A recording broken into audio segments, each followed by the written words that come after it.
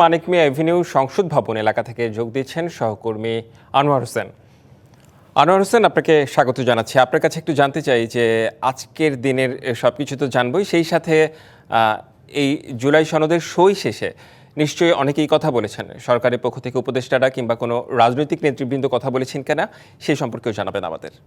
রেদওয়ান, আমরা আসলে অবস্থান করছি হচ্ছে জাতীয় সংসদ ভবনের, এটি যদি বলি যে এলডি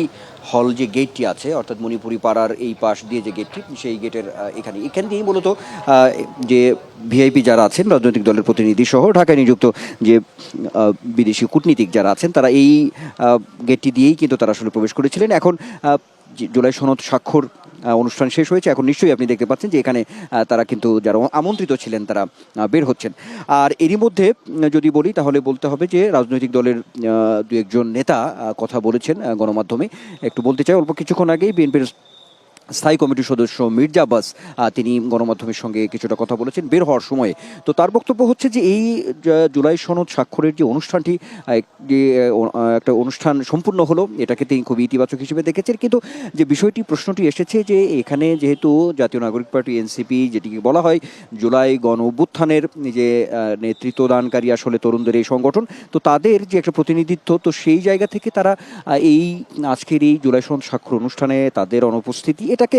তিনি একটু দুঃখজনক হিসেবে আখ্যা দিয়ে তারা আসলে মূলত বলার চেষ্টা করেছেন যে সেটি হচ্ছে যে এই এত বড় একটি আয়োজন, রাষ্ট্রের একটি বড় একরকম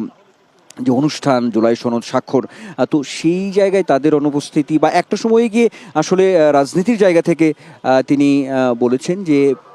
তাতে করে এই ধরনের যদি দূরত্ব বাড়তে থাকে, তো রাজনৈতিকভাবে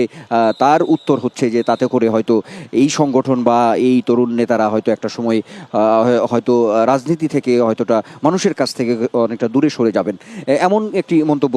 তিনি করেছেন। আমরা দেখেছি যে 12 দলীয় জোটের যে মুখপাত্র শাহাদাত হোসেন সেলিম, তিনিও কথা বলেছেন, তিনিও এটাকে খুব ইতিবাচক হিসেবে নিয়ে কিন্তু ওই একটি কথা যে সেটি হচ্ছে যে এই এনসিপি তরুণদের যে একটি রাজনৈতিক দল,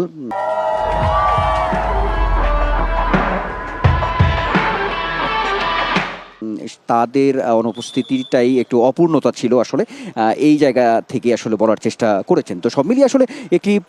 বড় অনুষ্ঠান, বড় যে মাহেন্দ্রক্ষণের যে বিষয়টি ছিল, আলোচনার জায়গা ছিল, সেটি সম্পূর্ণ হয়েছে। এখন সামনের দিকে আসলে এগিয়ে যাওয়ার, দেশকে এগিয়ে নিয়ে যাওয়ার যে প্রত্যয়, সেই প্রত্যয়গুলোই কিন্তু আমরা দেখেছি নেতাদের মধ্যে, বিশেষ করে দু একজন যে নেতা বের হয়েছেন বা এর মধ্যে যারা কথা বলেছেন। তো দিনভরই আমরা দেখেছি যে আসলে আজকের এই দিনটিকে কেন্দ্র করে, বিশেষ করে জুলাই সনদ স্বাক্ষরকে কেন্দ্র করে যে ধরনের একটি ভাইব ছিল যদি বলি, তো সেই জায়গা থেকে শুরুর দিকে যে অবস্থাটা ছিল, জুলাই যোদ্ধা যারা ছিলেন তাদের যে একটি দাবি দেওয়া, সেই দাবি দেওয়ার পরিপ্রেক্ষিতে বিক্ষুব্ধ যে একটি পরিস্থিতি ছিল, পরবর্তীতে আইনশৃঙ্খলা রক্ষাকারী বাহিনীর সঙ্গে তাদের যে একটি ধাওয়া পাল্টা দেওয়া বা একটু সংঘর্ষের যে ঘটনা, এটা ঘটনার পরে আসলে আজকের এই এত বড় রাষ্ট্রীয় অনুষ্ঠানে কিছুটা হলেও যে বিঘ্ন বা যে আমরা যদি বলি যে সেটি যদি হয় যে এক ধরনের যে অনুষ্ঠানটাকে মানে কিছুটা হলেও যে ম্লান করা, সেই ঘটনাটি এটি আসলে বলার চেষ্টা করছেন বিভিন্ন মহলের যারা এখানে আছেন বা এসেছেন তাদের জায়গা থেকে। তো সব মিলিয়ে আসলে যে অবস্থা পরিস্থিতি তৈরি হয়েছিল, হয়তো কেউ বলার চেষ্টা করছিলেন যে আজকে এত বড় একটি অনুষ্ঠান, রাষ্ট্রীয় একটি অনুষ্ঠান, সেখানে এই ধরনের একটু বিশৃঙ্খল পরিস্থিতি, সেটি কি কোনো প্রভাব পড়ে কিনা পরবর্তীতে গিয়ে, তাতে করে আসলে সর্বোপরি যদি বলি তাহলে বলতে হবে যে ওই ধরনের কোনো বড় প্রভাব আসলে পড়েনি। অনুষ্ঠানটি আসলে যথাসময়ে অনেকটা কিছুটা বিলম্ব হলেও অনুষ্ঠানটি কিন্তু আসলে সম্পূর্ণ করা সম্ভব হয়েছে, এটা কিন্তু আসলে আমরা বলতেই পারি। দু একজন রাজনৈতিক নেতারা বের হচ্ছেন, কথাও বলছেন, তো আমরা এখানে অপেক্ষায় আছি। আরেকটি বিষয় একটু আপনার কাছে জানতে চাই যে 25টি রাজনৈতিক দল সই করেছে, এনসিপি এবং 4টি বাম রাজনৈতিক দল এখন পর্যন্ত সই করেনি। একটু এই বিষয়ে বলবেন যে আসলে ওখানে তো আপনি ছিলেন। হ্যাঁ রেদওয়ান, সে বিষয়টি হচ্ছে যে এটি যেমন এটা আসলে পূর্ব ঘোষিত, যদি বলি জাতীয় নাগরিক পার্টি এনসিপি তারা সংবাদ সম্মেলন করে বলেছেন, আর একই সঙ্গে তারা তো সামাজিক যোগাযোগ মাধ্যমেও তারা গতকাল রাতেই জানিয়ে দিয়েছেন তারা এই অনুষ্ঠানে অংশগ্রহণ করবেন না। আসলে মূল ব্যাপারটা হচ্ছে যে তারা তো দাবি, যে তাদের সেই দাবিগুলো যে এই জুলাই সনদকে একটি আইনি ভিত্তি দিয়ে নির্বাচনের আগে একটি ভিত্তি দিয়ে এই আগামী যে নির্বাচন সেই নির্বাচনটি হতে হবে। অর্থাৎ তারা আরও কিছু বলার চেষ্টা করেছেন যে দাবিগুলোর মধ্যে ছিল যে কোন আদেশে সাংবিধানিক একটি আদেশ জারি করে তারপরে এই জুলাই সনদকে আসলে একটু সামনে আনা এবং জুলাই সনদ বাস্তবায়নের প্রক্রিয়া নিয়ে তাদের একটি প্রশ্ন ছিল যে এই জুলাই সনদ স্বাক্ষর যে হচ্ছে কিন্তু সেখানে কিভাবে এই বাস্তবায়ন হবে জুলাই সনদ সেই দিক নির্দেশনা বা পদ্ধতি পথ সেটি কিন্তু এখানে নেই, এরকম একটি অভিযোগ তারা করে আসছিল। এবং জুলাই সনদ বাস্তবায়ন প্রক্রিয়ায় যাওয়ার জন্য যে গণভোটের যে বিষয়টি ঐকমত্যে পৌঁছায় রাজনৈতিক দলগুলো, সেইখানে গণভোটটি কিভাবে হবে, কিসের ভিত্তিতে হবে, কখন হবে, এই যে বিষয়গুলো এই বিষয়গুলো কিন্তু মতপার্থক্যের জায়গা ছিল যদি বলি জাতীয় নাগরিক পার্টি এনসিপির। সেই জায়গা থেকে তারা আসলে এই ঘোষণা নিঃসন্দেহে কিছুটা তাদের অনুপস্থিতি এই অনুষ্ঠানকে, এত বড় অনুষ্ঠানকে ম্লান করেছে। এটা আমরা দেখেছি বিভিন্ন মহল থেকে বা দু একজন রাজনৈতিক দলের নেতা তারা বের হয়েও কিন্তু এই কথাগুলো আমরা বলতে দেখেছি। এই হচ্ছে একটি বিষয় আছে। আবার এটিও ঠিক যে আপনি যেটি বললেন যে বাম ঘরানার অর্থাৎ